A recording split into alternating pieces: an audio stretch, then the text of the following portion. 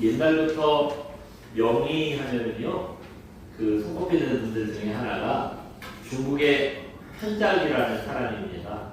현작은요, 명의를 넘어서 신의, 그러니까 신과 같은 의사라고 불릴 만큼 대단한 의사였대요. 도대체 얼마나 대단한 의술을 가졌길래 현작이 신의라는 그런 칭송을 받았을까요? 한 가지 예를 좀 들어보면요, 현작이 역사상 최초로요 심장 수술을 했답니다. 그런 얘기가 있어요. 이 사람이 삼국시대 사람이 그 춘추 전국시대 사람인데 한 3000년 전이죠. 근데 그렇게 했대요. 믿어야 될지 말아야 될지 참 그런 분이거든요. 뭐 얘기는 이렇습니다. 어느 날 노나라 사람 봉호와 조나라 사람 재영이요 아파서 편장을 찾아왔대요. 편장이 두 사람을 진단해 보니 다 모르는 사람이에요. 서로 다른 사람인데 둘이 마치 맞길래 진단을 해보니까요, 이 둘이 완전히 반대라는 거예요. 봉호는 의지는 강한데 기질이 약한 사람이었대요. 그러니까 의지가 강하다 그랬잖아요. 강한 의지를 갖고 있다 보니 계획을 잘 세운대요. 근데 기질이 약하다 그랬잖아요. 이게 처음 시작은 잘하는데 마무리가 안 되는 거예요. 일을 시작해놓고 중간에요 힘들다고 그냥 뭐 흐지부지 돼버리는 거고. 또 한 사람 있었지요. 조나라 사람 재영입니다. 이 재영은 반대예요. 의지는 약한데요 기질이 강했대요. 그러니까 의지가 약하니까 무슨 일을 시작할 때 재는 게 많아요. 걱정이 많고 뭐 생각이 많아요. 이런 사람들이 일을 잘 시작을 못하잖아요. 뜸을 한참 들이는 거예요. 그런데 다행히 이 사람은 기질은 또 강하다고 그랬잖아요. 시작이 어려워서 그렇죠. 한번 시작하면 물불 안 가리고 끝까지 가는 겁니다. 이런 사람이었대요. 이 두 사람을 어떻게 하면 좋을까요? 둘을 좀 섞어놓으면 둘 다 훌륭한 사람이 되겠죠. 그 둘을 섞었대요. 어떻게 섞었냐? 마음의 집인 신장을 서로 바꾸는 거예요. 신장 수술을 했다는 거예요. 그 두 사람한테요 독한 술을 마시게 해서 4월 동안 혼수 상태를 만들었대요. 그리고 이제 그 사이에 수술을 했다는 거예요. 수술이 성공적으로 끝났고요. 진짜 이 편작의 말처럼 두 사람의 기질이 잘 섞여서 둘 다 훌륭한 사람이 됐다 하는 얘기예요. 믿을 수 없는 얘기인데 열자라는 책에 보면은 편작이 신장 수술을 했다 하는 그런 얘기가 나온다는 거예요.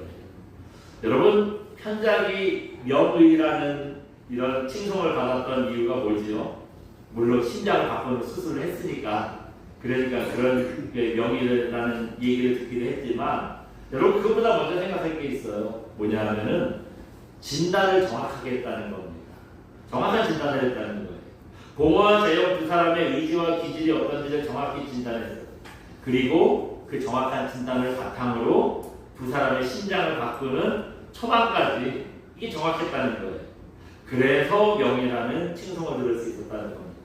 근데 여러분, 이 편작만 훌륭한 의사가 아니에요. 편작보다 훨씬 훌륭한 의사가 여러분 우리에게 계십니다. 그분이 누구시죠? 예, 그분이 바로 우리 하나님이세요. 하나님은요 무슨 일이든지 정확한 진단과 처방을 내리시는 분입니다. 그래서 우리가 하나님의 진단대로 순종하면 우리의 길이 열리고 우리 삶이 온전해질 수 있는 거예요. 만약에 하나님의 인도하심이 하나님의 처방이 정확하지 않다면 우리가 그 길을 따를 수 있겠어요? 열심히 주님 따라갔더니 이게 완전히 다른 길 간 거예요. 그러면 여러분 우리가 주님을 따를 수 없잖아요. 근데 주님은 그런 분이 아니세요. 언제나 주님의 진단과 처방은 분명하기 때문에 우리가 주님이 인도하시는 대로 따라가기만 하면은 우리의 삶이 온전해지는 겁니다. 오늘 본문이 바로 그러한 점을 우리에게 가르쳐주고 있어요. 앞에 1장에서 우리가 오늘 보면 4장을 읽었죠. 1장에서 3장까지는요 무너져가는 이스라엘을 경고하시는 하나님의 말씀이에요. 여러분, 이스라엘이 왜 무너져가고 있을까요? 하나님의 진단이 뭐냐 하면 언약을 깼기 때문에 그렇다는 거예요. 너희들이 나와 맺은 언약을 깨고 또 여러 가지 약속들을 다 깼기 때문에 니네가 무너져가는 거야 하는 것입니다. 조금 자세하게 말씀드려볼게요. 한번 보여주세요. 네. 1장만 읽어볼까요? 1장 우상 숭배에 빠진 이스라엘. 1장에서 무슨 얘기를 하냐면 우상 숭배에 빠진 이스라엘을 책망하시는 겁니다. 여러분, 우상 숭배했다는 건 무슨 말이죠? 하나님과 나와 자녀가 됐다는 그 언약을 깼다는 거잖아요. 이 약속을 깼다는 거예요. 2장 한번 읽어볼까요? 2장 부정부패에 빠진 이스라엘의 지도자들. 여러분, 그 부정부패에 빠진 이스라엘의 지도자들을 책망하고 계세요. 지도자들은 어떤 사람들이죠? 백성이 군림하는 사람이 아니라 백성들을 위하고 섬기는 사람들이잖아요. 근데 이 지도자들이 이걸 잊어버렸다는 거예요. 그래서 여러분, 백성들과 지도자들은요, 그 서로 섬기고 그 헌신하는 관계에 약속이 맺어진 사람들인데 지도자들이 백성들에게서 이 약속을 깬 거예요. 또 이 약속을 깼습니다. 3장은 또 무슨 약속을 깼는지 한번 읽어볼까요? 3장 성직자들의 부패와 불신앙. 누가 부패하고 불신앙을 저질렀대요? 성직자들. 하나님 보실 때 여러분, 백성들이나 지도자들이 부패하고 우상숭배에 빠져도 그게 아주 큰 죄인데 백성들이나 여러분 지도자들도 아니고 누가 그랬다는 거예요? 성직자들이 부패하고 타락하고 우상숭배에 빠졌다는 거예요. 이거 얼마나 더 심각한 죄겠어요. 이거는요, 하나님의 종으로 세우신 하나님과의 약속을 깨는 일이었고요. 또 백성들도 성직자들 존경하고 따르잖아요. 그 백성들과의 신뢰와 약속을 깨는 일이었어요. 그야말로 하나님께도 약속을 깨고 백성들과도 약속을 깨고 뭐 성직자들이 더 돌을 맞을 만한 그런 일을 한 거죠. 하나님은요, 좋은 이사가 되기 위해서 멸망하는 이스라엘의 죄를 이렇게 정확하게 진단해 주십니다. 근데 여러분, 좋은 이사는 진단만 정확하게 한다고 좋은 이사가 아니잖아요. 더 중요한 거 뭐죠? 처방을 정확하게 해야 돼요. 어떻게 해야 나을 수 있느냐는 방법을 가르쳐줘야 돼요.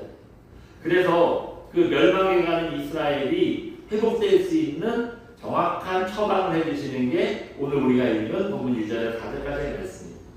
그렇다면 멸망에 가는 이스라엘이 다시 회복될 수 있는 길이 뭘까요?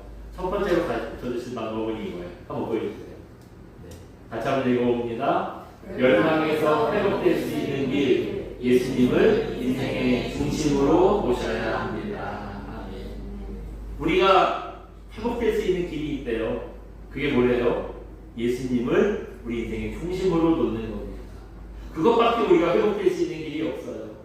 여러분, 이스라엘이 멸망으로 치닫고 있는 이유가 뭐라고 했죠? 앞장에서 1장부터 3장까지 본 얘기, 뭘 깼다고요? 언약을 깼다고요. 약속을 깼대요. 하나님을 인생의 중심으로 놓고 하나님 중심으로 살아야 되는데 핀트가 달라졌어요. 돈 중심으로, 명예 중심으로, 또 우상숭배 중심으로 이렇게 살았다는 거예요. 그래서 이스라엘이 멸망의 길로 가고 있었던 겁니다. 그러니까 이제 인생의 중심을 어디로 바꾸면 돼요? 돈 중심이 아니라, 명예 중심이 아니라, 우상숭배 중심이 아니라 누구를 중심으로 한다고요? 예수님을 중심으로 하면은 다시 회복될 수 있는 거예요. 예수님만 우리 인생의 중심이 되어주시면은요, 여러분, 우리 인생 다시 회복되는 겁니다. 오늘 보면 1절에 그 말씀을 하고 있어요. 우리 1절 말씀 읽어볼까요? 같이 봅니다. 시작. 끝날에 이르러는 굳게 서며 작은 산들이 뛰어나고 민족들이 그리로 몰려갈 것이라. 아멘. 뭐 이 말씀, 다른 말씀들도 다 중요한데 먼저 한번 생각해 보고 게 있어요. 뭐냐면 제일 처음에 시작되는 말이 뭐죠? 끝날에. 끝날에. 이 끝날이라는 날이 도대체 언제냐? 이걸 좀 잠깐 먼저 생각해 볼게요. 앞에서 1장, 2장, 3장에서 우상숭배의 죄악, 지도자들의 타락, 특히 성직자들의 타락, 이거 하나님께서 진단하셨잖아요. 3장까지 그렇게 이스라엘의 타락과 죄악을 하나님께서 책망하셨으니 그 다음에는 무슨 얘기가 나와야 될 것 같죠? 신나게 죄졌으니까 이제 죄진 거에 대해서 벌받아야 되잖아요. 이제 그거에 대해서 멸망받아야 되잖아요. 물론 죄지은 거에 대해서 하나님의 심판이 임하세요. 그 우리 앞장인데요. 3장의 마지막 12절 한번 읽어볼까요? 12절 봅니다. 시작. 이러므로 너희로 말미암아 시온은 갈아엎은 밭이 되고 예루살렘은 무더기가 되고 성전에 사는 숲이 높은 곳이 되리라. 아멘. 예. 너희로 말미암아, 이 너희가 누구냐? 우상숭배에 빠지고 죄악에 빠졌던 너희로 말미암아 이스라엘이 어떻게 된대요? 시온은 밭을 가는 것처럼 다 뒤집어질 거예요. 다 갈아엎어질 거예요. 예루살렘은요, 아무도 안 찾는 폐허가 될 거예요. 또 성전이 있는 산, 시온산이거든요. 여기는 버려져서 잡초가 우거질 거예요. 그렇게 하나님의 심판을 생각하지 못하고 신나게 죄를 짓더니 벌 받았죠. 멸망당하게 될 거라는 거예요. 그러나 멸망당하는 날이 우리가 방금 많이 읽은 4장 1절의 끝날은 아니에요. 1절에 얘기한 끝날은 멸망당하는 날이 아니에요. 그러면 끝날은 어떤 날이냐? 한번 보여주세요. 예. 같이 읽어봅니다. 끝날, 심판이 끝나고 회복이 시작되는 날입니다. 예. 앞에서 크게 멸망, 그 죄악을 얘기하고 이것 때문에 벌 받을 거라고 얘기하니까 저기 예루살렘, 이스라엘 드디어 끝장나는구나, 그날이 끝날이구나 생각했는데 진짜 끝날의 의미는 그게 아니죠. 어떤 날이래요? 예. 심판받는 날이 아니라 심판이 끝나는 날이에요. 또 그 다음에 무슨 날이라고요? 회복이 시작되는 날이에요. 이 날은 좋은 날이죠. 우리 끝장난다 그래가지고 끝이 가면은 뭐 다 끝나고 이럴 줄 아는데 그렇지 않아요. 여기서 말씀하시는 끝날은 희망적인 날이에요. 그렇다면 회복이 된다는데 어떻게 회복이 되느냐? 아까 읽은 1절 보시면 그 성전이 있는 산, 여기 시온산이거든요. 시온산으로 어떻게 된대요? 그 다른 산들의 꼭대기에 굳게 설 거예요. 그러니까 여러분 시온산, 성전이 있는 산에서 뭐 한다는 거예요? 성전에서 여러분 뭐 하죠? 하나님께 예배드리잖아요. 그러니까 모든 산들 대부분의 대부분의 그 신을 섬기는 곳은요, 제단은 다 산 꼭대기에 있어요. 왜냐하면 그래야 신과 더 가까이 갈 수 있다고 생각하잖아요. 근데 그 산들보다, 그 모든 그 제단이 있는 산들보다 더 높은 산이 될 거예요. 그러니까 하나님께서 우뚝 서실 거란 말이죠. 다 얘기들, 다 이어지는 얘기들 그 얘기예요. 그래서 작은 산들이 뛰어나고 민족들이 어떻게 된대요? 다 그리로 몰려간대요. 민족들이요, 다 하나님 섬기겠다고 열심히 막 시온산으로 쫓아온다는 거예요. 이전에서도 그 얘기를 좀 더 자세히 얘기하고 있어요. 우리 2절 한번 읽어볼까요? 같이 봅니다. 시작. 곧 많은 이방 사람들이 가며 이르기를 오라 우리가 여호와의 산에 올라가서 야곱의 하나님의 전에 이르자. 그가 그의 돌을 가지고 우리에게 가르치실 것이라니라. 우리가 그의 길로 행하리라 하리니 이는 율법이 시온에서 나올 것이요 여호와의 말씀이 예루살렘으로부터 나올 것입니다. 아멘. 우리 젊은 사람들은 모를 텐데 제 세대는 오라 우리가 찬양 아시잖아요. 네? 그 찬양 가사가 바로 이 말씀에서 나오는 거예요. 대부분의 또 읽으면서도 그 찬양 가사가 떠오르시죠? 네? 희망을 얘기하는 거예요. 여기서 뭐라 그럽니까? 이스라엘 사람들뿐만 아니라 성전에는 당연히 유대인들이 가야 되잖아요. 하나님 섬기는 사람들이 가야 되는데, 근데 그 끝날이 되면은 유대인만 가지 않는다는 거예요. 많은 이방 사람들이 그 성전이 있는 시온산으로 몰려갈 거예요. 가면서 뭐라 그러는데요? 오라 우리가 여호와의 산에 가서 하나님의 성전에 이르자. 성전에 가면은 주님을 따르는 길을 알려주실 것이고 하나님의 말씀이 예루살렘에 충만하게 될 거예요. 지금 이 얘기만 하면서 가는 사람들이 하나님 섬기는 사람들이 아니에요. 하나님 안 섬기는 이방 사람들이고 이방 나라들이 하는 얘기예요. 여태까지 우리가 하나님을 몰랐는데 이제 보니까 하나님이 진짜 신이구나. 그러니까 우리가 그분께로 가자. 믿음이 회복된다는 거예요. 창조하셨을 때, 이 세상을 창조하셨을 때 사람들이 하나님 인정하지 않는 사람들이 없었잖아요. 그때의 모습으로 회복이 된다는 거예요. 여러분 어떻습니까? 앞에 1장, 2장, 3장에서 죄를 책망하시고 죄 때문에 멸망당할 거라고 하더니 거기서 끝이 아니죠.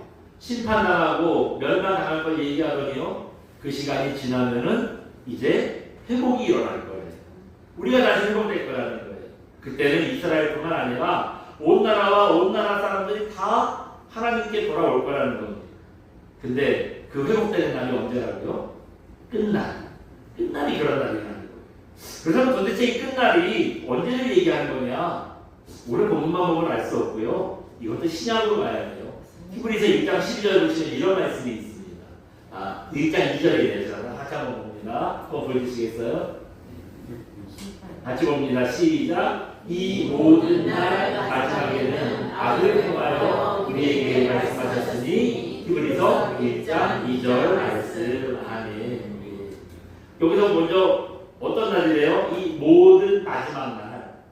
오늘 본문으로 얘기하면은 끝날이 되는 거죠. 그때 누구한테 얘기한대요? 아들을 통해서 우리에게 말씀하신대요. 아들 누구예요? 예수님. 예수님 통해서 우리에게 말씀하신다는 거예요. 그러니까 여기서 말하는 끝날은 세상이 끝나는 끝날이 아니라 세상의 그 심판과 멸망이 끝나는 날이고 아들이신 예수님을 통해서 회복이 시작되는 날이라는 겁니다. 여러분, 그 끝날에는요, 모든 나라들이 다 회복될 거예요. 사람들이 다 주님의 성전이 있는 산으로 모일 거예요.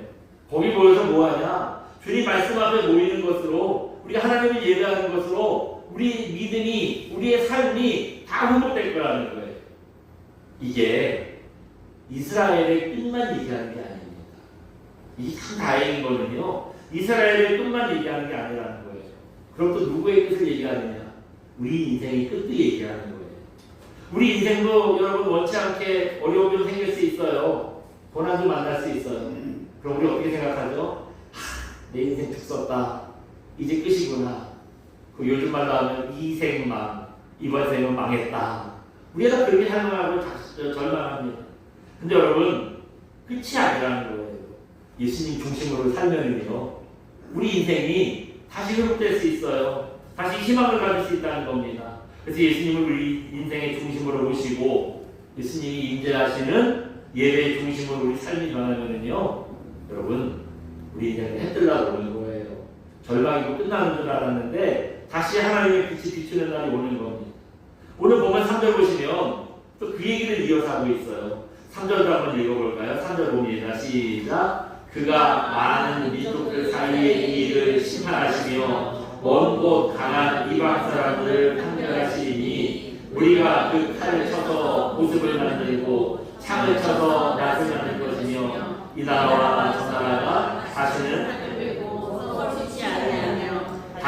전쟁을 연습하지 아니하고. 아멘. 이제 그 하나님이 말씀하시는 끝날 회복의 날이 되면은요, 그동안 진짜 치열하게 사느라고 준비했던 칼이랑 창, 이제 이걸로 사람들 찌를 필요가 없대요. 칼을 쳐서 뭐를 만들래요? 보습을 만든대요. 보습은 뭐냐면 삽을 얘기하는 거예요. 또 창을 쳐가지고 뭘 만든대요? 낫을 만들게 해주겠대요. 예수님이 인생의 중심이 되시면은요, 평화롭게 농사짓고 사는 것처럼 이제 우리가 하나님만 바라보면서 그렇게 살 수 있게 된다는 거예요. 서로 싸우고 다투고 뭐 치열하게 경쟁하고 그런 이유가 없게 된다는 거예요. 요즘에 경기가 안 좋다, 힘들다, 죽겠다, 여기저기서 아우성입니다. 근데 여러분, 솔직히 좀 생각해보면 옛날에 우리 어르신들, 제 부모님들 세대에 비하면 얼마나 요즘 우리가 살기가 괜찮아요. 예? 옛날에 우리 부모님 세대는요, 여러분 가난에서 벗어나보자고 정말 속된 말로 죽게 아니면 까무러치기로 사셨다. 예?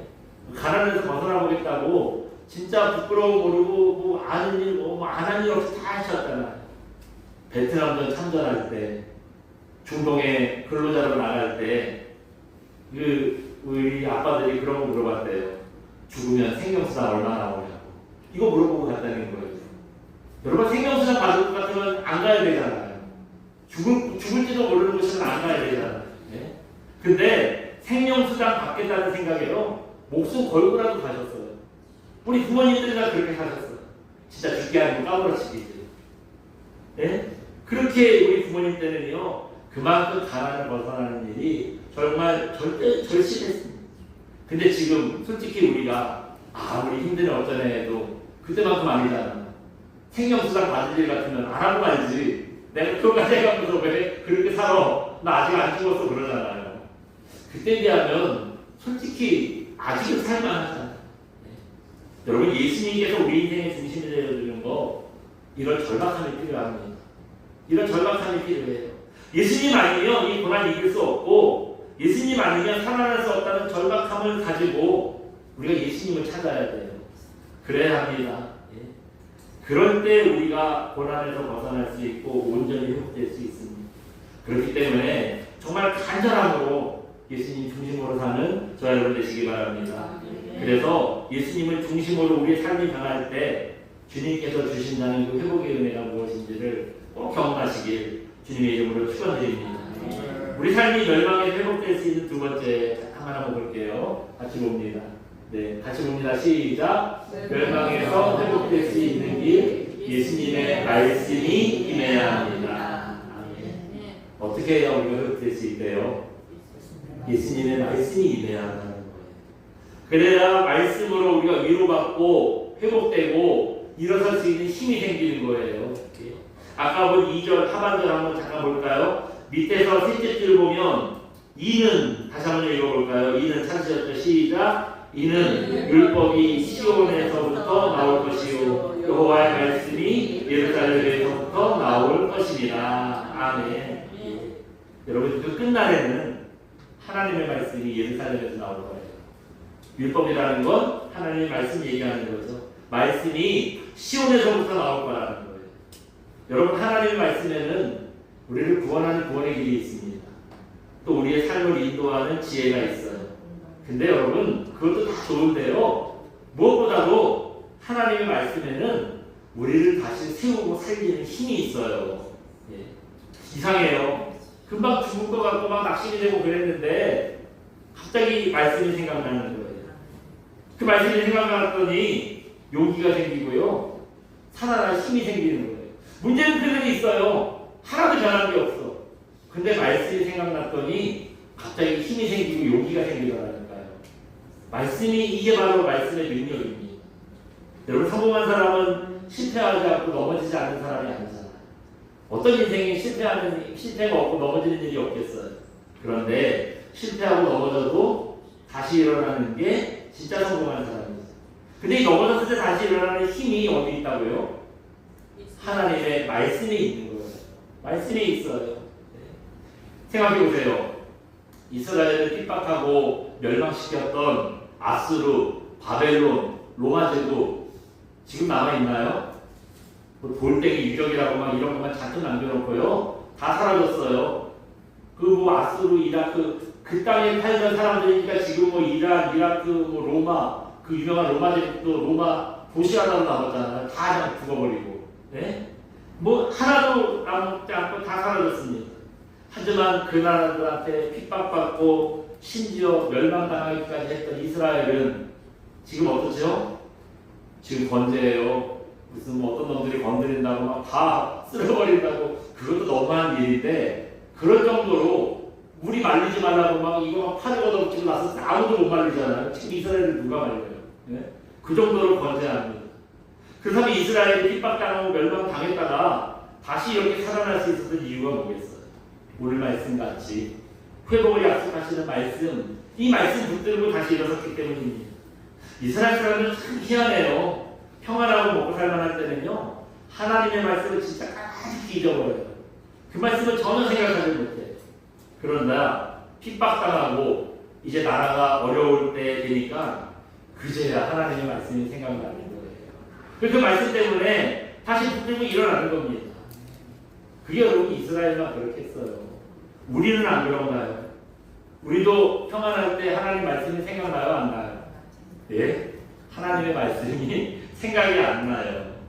그러다가 넘어지는 지경이 돼서야 그때 하나님이 생각나고 말씀이 뭐라고 했더라 그게 생각이 나는 거예요.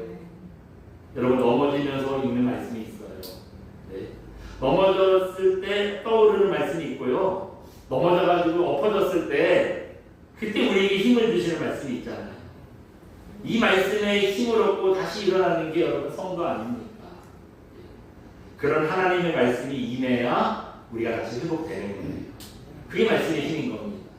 사람이 주는 위로의 말도 있어요. 사람 때문에 위로를 얻기도 해요. 그래서 어쩔 때는 어떤 사람들의 위로 때문에 마음도 약해지고 막 눈물이 나고 막 거기에 마음도 짠해지고 이럴 때 있어요. 근데 어쩔 때에는 사람의 위로가 오히려 상처가 될 때가 있어요. 너는 나 같은 어려움 안 당해봤으니까 팔자 좋게 얘기하지. 이게 참 내가 어려워서 그런지요. 위로가 위로로 안 들리는 거예요. 삐딱하게 그게 상처로 들리는 겁니다. 근데 여러분, 하나님의 말씀은 그렇지 않아요.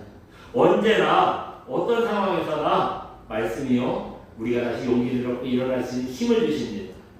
그렇기 때문에 여러분, 사람의 위로 구하지 마시고 하나님 말씀에서 힘을 얻고 위로를 얻는 저와 여러분 되시기 바랍니다. 그래서 말씀해 주시는 힘으로 다시 일어나고 회복될 수 있는 귀한 종들 되시기를 주님의 이름으로 축원드립니다.